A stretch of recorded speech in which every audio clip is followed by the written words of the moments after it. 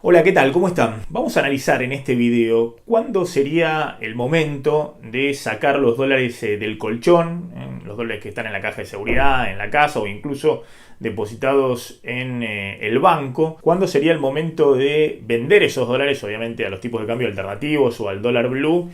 Y tratar de proteger el poder de compra de esos dólares frente a la inflación, comprando materiales de la construcción, un auto o haciendo un plazo fijo en pesos, ya sea a tasa tradicional o a UVA. ¿Cuándo es el momento en el cual el dólar deja de tener perspectiva de suba y si uno no hace jugar esos dólares, si no los pone en movimiento, empiezan a perder poder de compra frente a la inflación? Antes de comenzar, les recuerdo que se suscriban al canal, a Plan M, y activen la campanita de notificaciones para recibir las alertas de los videos que subimos todas las semanas. También les recuerdo que ya está activo el plan miembros del canal. Ahí pueden averiguar aquí abajo en el link cuáles son los requisitos, las condiciones, los costos para sumarse al plan miembros y poder participar de las charlas en vivo que vamos a hacer a partir del viernes 9 de abril a las 18 horas y acceder a un chat exclusivo para miembros para poder interactuar, hacer preguntas que voy a responder en vivo. Ahora sí, comencemos.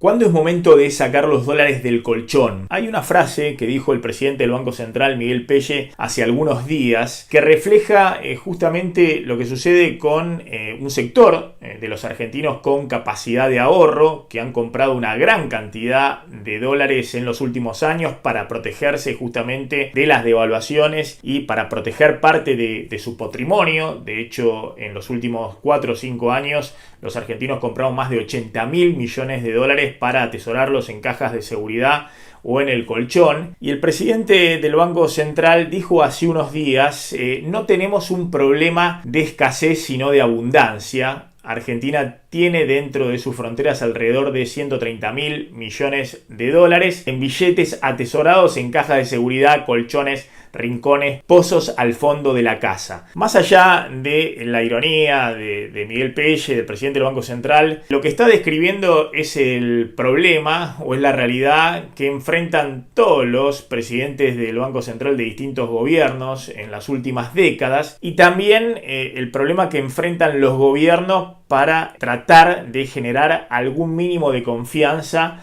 para que esos dólares que están fuera del sistema de los propios argentinos vuelvan a ingresar al sistema. Obviamente un problema que se ha agudizado en los últimos 15 años. Fíjense este gráfico respecto a lo que es la formación de activos externos, así se denomina en la jerga técnica, en las estadísticas del Banco Central, es decir, la compra de dólares de los argentinos que tienen como única finalidad el atesoramiento, es decir, es una compra de dólares que no es para el pago de importaciones, para pago de deudas al exterior, sino que es una compra de dólares que se traduce en el atesoramiento de esos dólares, ya sea en cajas de seguridad, en el colchón o su transferencia al exterior. Ahí van a ver claramente, más allá de la denominación esta de fuga al dólar, claramente es la corrida al dólar de los argentinos para protegerse frente a la próxima devaluación. El temor que resurgió a partir del año 2007-2008 cuando volvió el proceso inflacionario. Fíjense, en el primer gobierno de Cristina hubo un atesoramiento de más de 70.000 millones de dólares con distintos picos. En el 2008, en medio de la crisis con el campo, y en el 2011, cuando ya el dólar había quedado bastante atrasado frente a la inflación y los argentinos compraron más de 21.000 millones de dólares, ahí ven más de 70.000 millones de dólares que se fueron del sistema financiero a las cajas de seguridad, a los colchones o al exterior. Y esos dólares venían fundamentalmente del proceso de boom de la soja con los precios muy elevados, el ingreso de dólares por la balanza comercial porque había muy poco crédito externo disponible para la Argentina. En el segundo gobierno de Cristina, ahí ven la estadística, ese atesoramiento de dólares se reduce drásticamente porque se impone el cepo, lo he contado varias veces. Después de ganar con el 54% de los votos, Cristina decide imponer el cepo para administrar la reserva del Banco Central para el pago de la deuda en dólares y va abriendo a cuentagotas ese cepo con los 2.000 dólares del dólar ahorro para que no se dispare todavía más el dólar paralelo, el dólar blue, con lo cual ahí ven en el segundo gobierno de Cristina el atesoramiento en dólares de los argentinos ronda los 15.000 millones de dólares. Cuando llega Macri al gobierno levanta el cepo. Fíjense que hay un récord de atesoramiento de dólares por parte de los argentinos, de formación de activos externos, de más de 86.000 millones de dólares que fueron financiados prácticamente por el endeudamiento en dólares del sector público nacional, de las provincias, pero también por el ingreso de dólares por parte de inversores financieros para aprovechar altas tasas de interés en pesos en el sistema local, sobre todo en 2016 y 2017. Ante este panorama es muy lógica la cifra que da el presidente del Banco Central, Miguel Pelle, respecto a que en la Argentina puede haber, fuera del sistema financiero, en tenencia de los argentinos, unos 130.000 millones de dólares. Estamos hablando prácticamente 3 veces las reservas brutas totales del Banco Central, y si habláramos de las reservas netas del Banco Central, que hoy no superan los 4.000 millones de dólares, estaríamos hablando de más de 30 veces las reservas líquidas, las reservas reales de dólares contantes y sonantes que tiene el Banco Central. La pregunta es, ¿en qué momento conviene empezar a sacar los dólares del colchón y volcarlos a la compra de activos, ya sea un auto, ya sea la construcción, o posicionarlos en pesos para aprovechar las tasas de interés o protegerse frente a la inflación si el dólar queda planchado o empieza a bajar, como ocurrió desde octubre del año pasado, cuando el dólar blue cayó de 195 pesos a los 140, 142 pesos actuales. Veamos los números. No hay duda, desde fines de octubre a hoy, aquel que se quedó posicionado en dólares perdió poder de compra en dólares. Fíjense esta placa. Desde fines de octubre hasta estos días, el dólar blue, el dólar paralelo, pero un cálculo similar se puede hacer con los dólares alternativos en blanco, el dólar MEPO, el contado con liquidación, cayó desde el pico de 195 pesos a los 142 pesos actuales, un 28%. Mientras que la inflación desde noviembre a marzo último acumuló más del 16%. Es decir que el dólar perdió un fuerte poder de compra, no solamente por la baja, la cotización nominal, sino por el proceso inflacionario. Y en el caso de los precios de la construcción, esa pérdida de poder de compra del dólar fue todavía mayor, porque entre noviembre del año pasado y marzo último, los precios de la construcción aumentaron en promedio 32%. Hay un verdadero boom de compras de materiales de la construcción. Esa presión de demanda disparó los precios y un agotamiento fuerte de los stocks. Y fíjense, aquel que vendió los dólares en noviembre o en diciembre para comprar materiales de la construcción, claramente ganó mucho poder de compra respecto a hoy, no solamente porque el efecto dólar en caída tuvo un impacto grande, sino también porque hubo una fuerte suba de los precios de los materiales de la construcción. Justamente fue la propia brecha cambiaria, fue ese dólar disparado arriba de los 190 pesos, lo que detonó ese boom en la compra de materiales de la construcción. Mucha gente que avisoró que ese dólar ya en esos valores era un valor estratosférico y empezó a jugar algunas fichas a comprar bienes que indefectiblemente iban a empezar a subir mucho de precio, como ocurrió con el tema de la construcción. Del mismo modo, aquel que a fines de octubre compró dólares y se quedó posicionado en dólares, perdió frente a aquellos que se posicionaron en tasa de interés en pesos. Fíjense, el mismo cálculo, fines de octubre a hoy el dólar cayó 28%, mientras que un plazo fijo tradicional en pesos pagó acumulado un 15% de tasa de interés, mientras que un plazo fijo UVA, es decir, un plazo fijo ajustable por el UVA, por la inflación, más una tasa de interés anual del 1%, pagó en el mismo periodo más de 19% acumulado en pesos. Eso significa, es muy fácil hacer el cálculo, que alguien en el extremo que con 10.000 pesos a fines de octubre compró dólares a 195 pesos, tendría hoy 51 dólares, suponiendo que los haya conservado, mientras que alguien que hizo con esos mismos 10.000 pesos un plazo fijo tradicional, hoy tendría 80 dólares, 50% más en dólares, mientras que aquel que colocó esos 10.000 pesos en un plazo fijo UVA, hoy tendría 84 dólares, siempre al tipo de cambio blue, es decir, 65% más en dólares. Nosotros ya habíamos mostrado en distintos videos el cálculo del llamado dólar real, es decir, cuál era el dólar en distintos momentos históricos comparado con el dólar actual,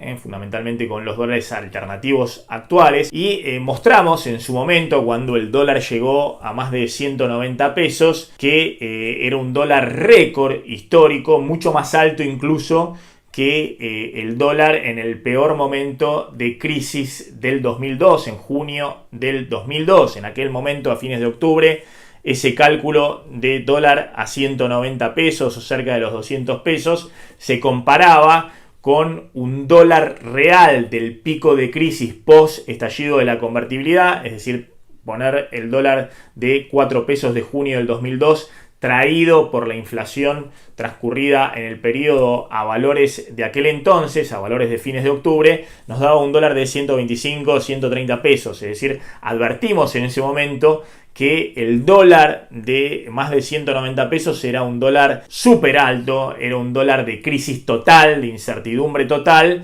que si mínimamente se daban algunas señales que encauzaran las expectativas, ese dólar no podía sostenerse en esos valores porque era un dólar ya comparable con los dólares de crisis total, es decir, solamente en las hiperinflaciones del 89-90 hubo un dólar más alto que ese dólar de 190, 200 pesos en octubre del año pasado. Hoy obviamente los cálculos son distintos porque el valor real del dólar se va ajustando por la evolución de la inflación desde entonces, y desde entonces hubo también mucha inflación, sobre todo por la aceleración de los precios a partir de diciembre a tasas muy por arriba del 3% mensual, pero el cálculo hoy de ese dólar real, es decir, de ver los dólares en distintos periodos históricos ajustados por la inflación del periodo, nos da que el dólar pico de crisis post salida de la convertibilidad de junio del 2002 es un dólar a valores de hoy de 149 pesos, ese dólar recontra alto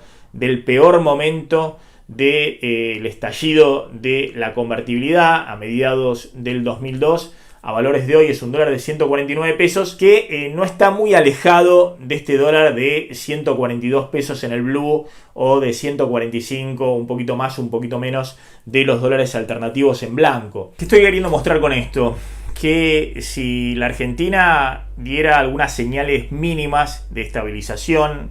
algunas señales hacia adelante para reducir las expectativas de devaluación, básicamente un sendero de reducción del déficit fiscal que reduzca fuertemente la explosión de emisión monetaria del año pasado, más de 2 billones de pesos, justamente para financiar la disparada del déficit fiscal que causó la pandemia y la cuarentena. Estos niveles de un dólar entre 145 y 150 pesos, un poco más, un poco menos, son ya niveles de dólar techo de crisis, es decir, son niveles de un dólar que, si bien puede seguir subiendo, no debiera subir mucho más en relación a la inflación. En todo caso, lo que estamos viendo que ocurrió en los últimos meses es que la inflación le ganó fuertemente al dólar. Si hay un proceso de estabilización, lo que debiera suceder también es que el dólar siga subiendo, o puede seguir subiendo en términos nominales, pero no mucho más que la inflación, es decir, que el poder adquisitivo del dólar no tiene mucho más camino para recorrer, a menos que haya una nueva crisis cambiaria, a menos que se presente un escenario nuevamente de incertidumbre total. Pero ¿por qué aún en estas condiciones, viendo lo que sucedió en los últimos 5 meses, viendo efectivamente que el dólar perdió frente a la tasa de interés, frente a la inflación, frente al precio de los materiales de la construcción, frente al precio de los autos y otros activos, porque lo que hace Miguel Pelle, el presidente del Banco Central, es describir algo ya con un tono de impotencia. Está hablando de que fuera del sistema financiero hay 30 veces más dólares de los que tiene en reservas líquidas el Banco Central, y aún así no puede lograr que se produzca ese clic en la sociedad para que esos dólares se vuelquen al sistema financiero o a la compra de activos en la economía real y empiecen a motorizar la recuperación económica. Lo que estamos viendo en los últimos meses es simplemente una recuperación económica motorizada por la reapertura de actividades respecto al cierre total que ocurrió el año pasado por la cuarentena y la pandemia. Solo puntualmente hay, es cierto, algún tipo de reactivación, tema de la construcción o materiales de la construcción para el sector privado, que obviamente están impulsados por la brecha cambiaria, pero no es algo generalizado ni masivo. Bueno, la condición fundamental para que esos dólares se vuelquen a la economía real